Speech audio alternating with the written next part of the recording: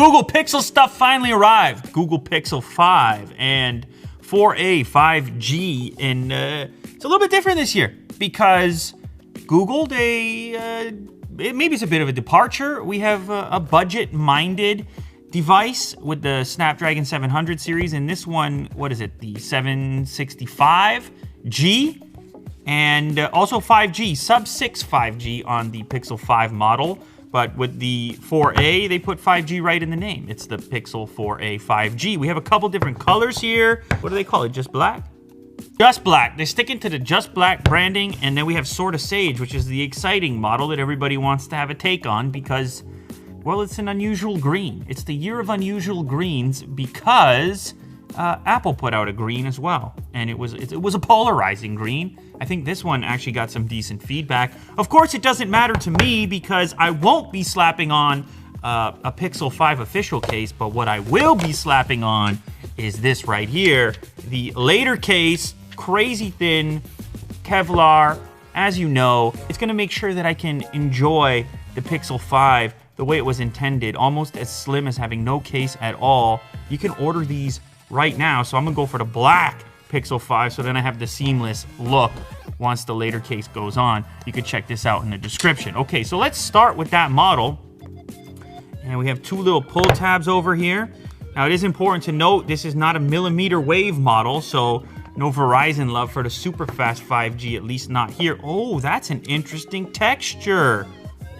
A little bit grippy, almost OnePlus sandstony, but not quite to the same degree where you feel as though it is sandpaper for your fingers. This, on the other hand, is a satisfying kind of grippiness.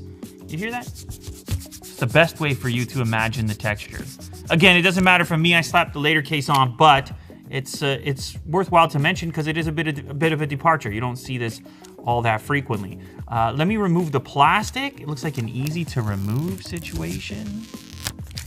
Ah, yes. So this is a compact phone for this year. Everybody's interested in a smaller phone. They scaled up so big, I guess it's not just Google. Apple, they put out the 12 mini yesterday, and they claim that's the smallest 5G phone in the world. This is close, comparatively. What I'm interested in is on the back here. I've been a fan. I've told you before. I've been a fan of the computational stuff that Google does in the camera department. I feel like with previous Pixels, I couldn't take a bad photo. I'll just point at something, boom. Why does that look so wonderful? The other interesting characteristic, the fingerprint scanner. It's on the back. I never minded this on previous phones, and for me, it's actually a little bit faster than the in-display. Little touch here on the side, you have the metallic power switch, which is above the volume rocker, bottom of the device. Type-C connector. I believe it's an 18-watt charger in the box. And I can already tell we have a single hole punch up in the top corner. You remember previous Pixels, they've been all over the map with various notches and things. This is a nice little simple implementation, not too distracting. You get the screen to body ratio. All right, so let me get that started booting up. Google logo jumps out. Also in the box, we have our paperwork, our SIM tool. We have the power brick that I mentioned, and 18-watt USB Type-C. All right, cool. Plastic removal. Ooh. We have our USB Type-C to C cable, and they've even included a C to A adapter for all your migration needs. So that's a nice little touch as well. Now that one is still booting up, so I'm gonna jump over to the Sage model so we can catch a glimpse at this color right here.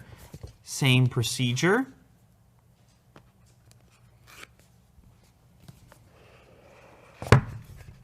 Ooh, you know what? As far as greens go, I'll tell you what. It's not a terrible green. It's quite pleasing, inspired by nature, possibly. It's a bluish green. All right, let's get to it. Boom. Kind of creates a nice contrast here on the side of the device where it meets the glass, but again, I'm gonna be boring and just go for the black model, of course.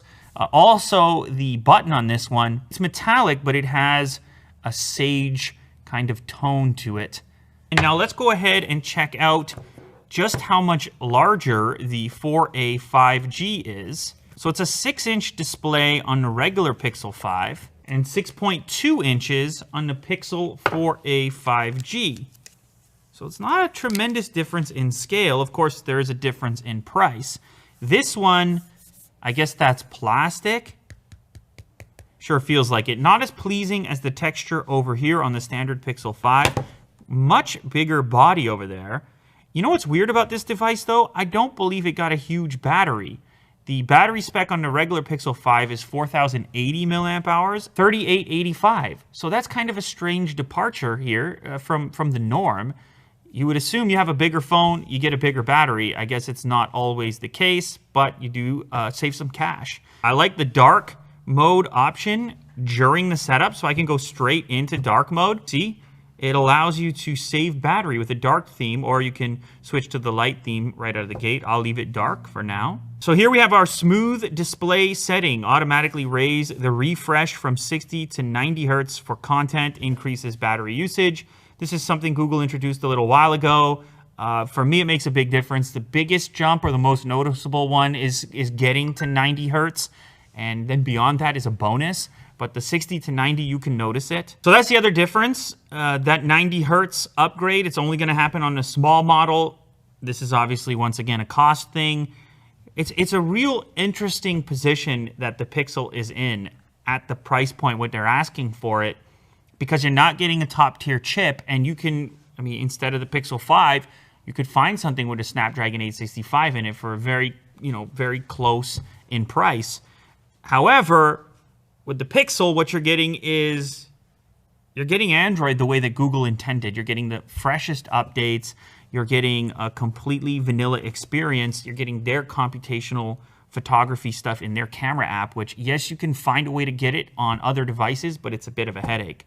All right, so I'm going to focus my attention on the standard Pixel 5. All right, so funny enough, you have to dive into the menu here to find battery share and drag it up into your quick toggle settings, at which point you can utilize it. So this is how it works. Charge other devices with your Pixel. Flip the phone over to give it a try. Okay, no problem. Here we have the Pixel Buds.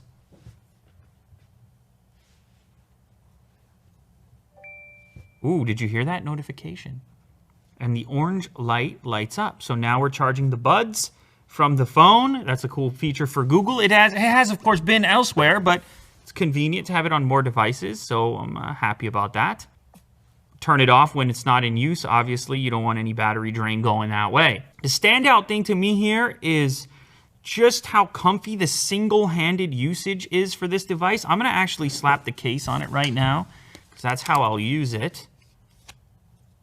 And I mean, it's just so, take a look at that. It's so slender, the whole package, and small. This is coming from a guy who's been using, this is what I've been using. I've been using those Z Fold 2. It's a bit of a tank, which is fine because you open it up and it's a tablet in your pocket, but the weight and, I mean, you have it on you.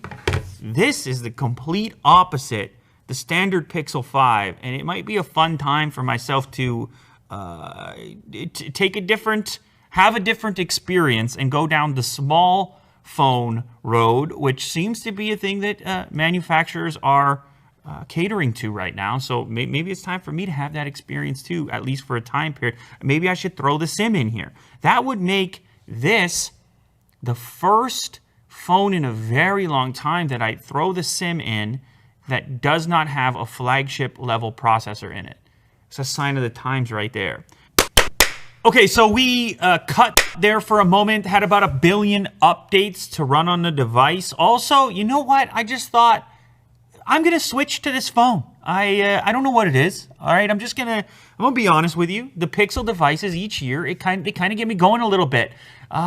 It's something about the vanilla software experience and the camera app, and I feel like I need to dive a little deeper. So you can see I got this one. It's rigged up. I changed the wallpaper, man.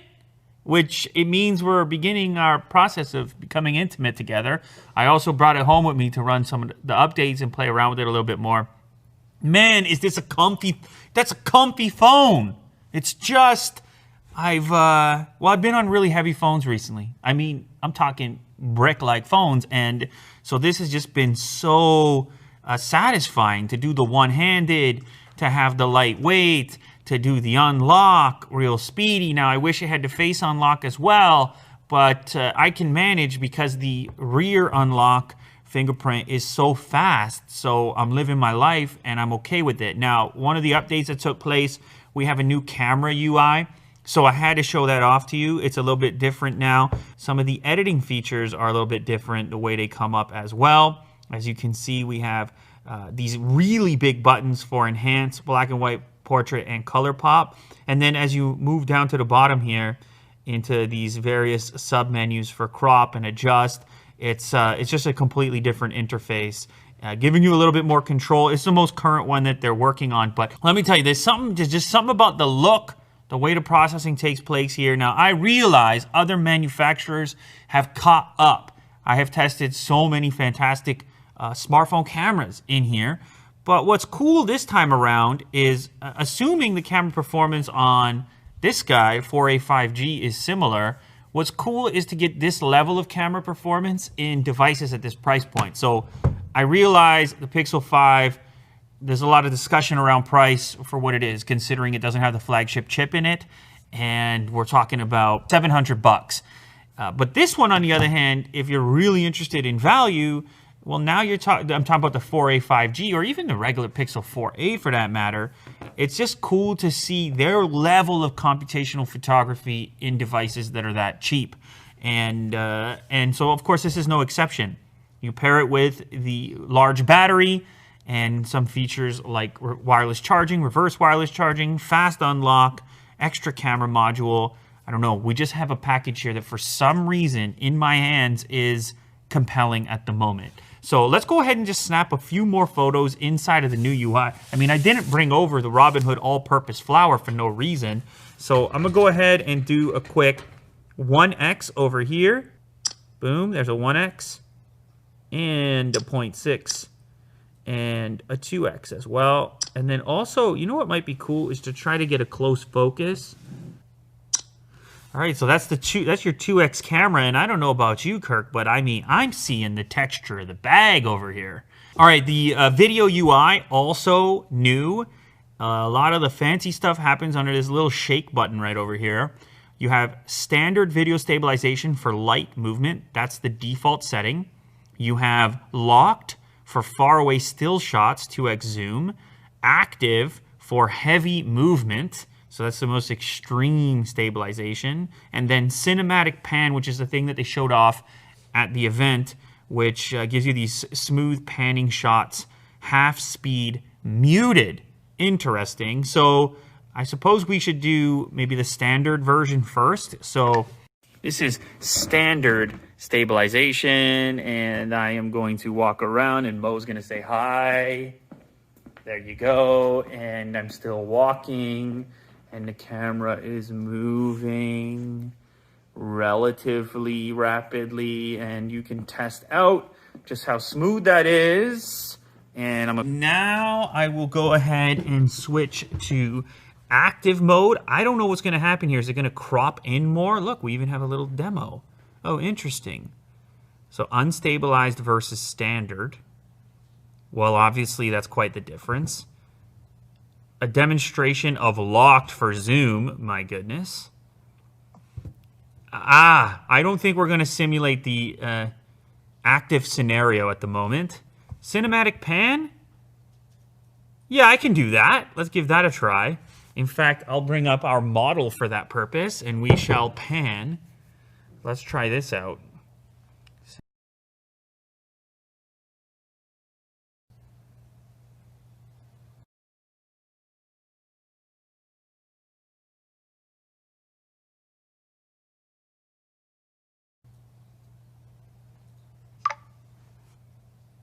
Whoa. So it slows it down. It looks, I guess it's filming at 60 and then down to 30. But yeah, very cinematic feel to it. So again, just like all the other camera features, it's software heavy stuff.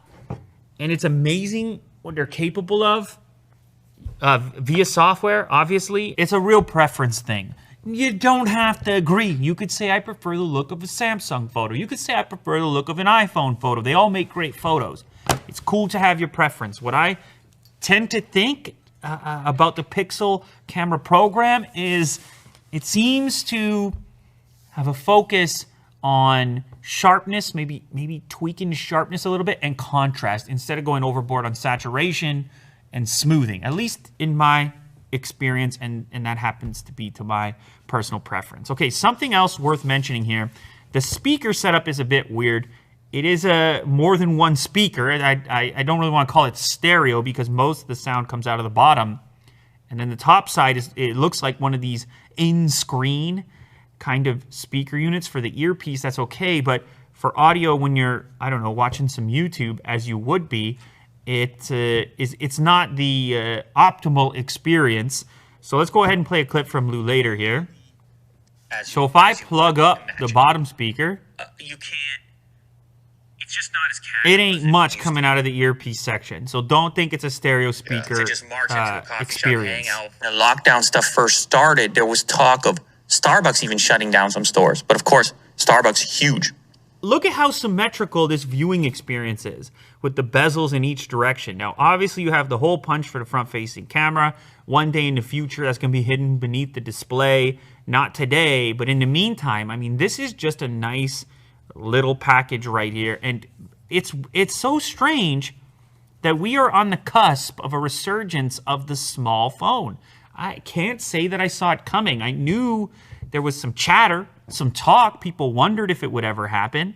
But now we have some big players in the space taking the small phone seriously. Players like Apple and players like Google. And that may have an impact on the marketplace as a whole in encouraging other manufacturers to also rethink their strategy. In fact, actually, the OnePlus 8T was kind of similar in the sense that it was a bit smaller than the OnePlus 8 Pro. So we'll see if this continues. In the meantime, my SIM card will now enter this device.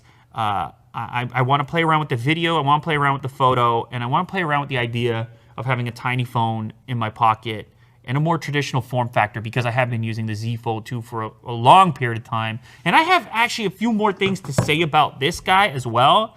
I think this is kind of underrated. You might think that sounds crazy because millions of people are obviously interested in this. This is a lot more like having an entire computer in your pocket. It's like a pocket tablet as much as it's a phone. And there are the drawbacks, of course, with carrying a brick around comparatively to something like this. But when you pop this thing open, you need to get some work done. You need to do some serious typing. There's not much else like it that you can fit in your pocket. So I don't know, maybe I'll have more coming up on my experience with this. But for now, the SIM card is about to enter the brand new Pixel 5, bigger battery, features that I wanted, like the reverse wireless charge. The display looks nice, and it's just, well, it's the latest Pixel. So I'm gonna give it a shot.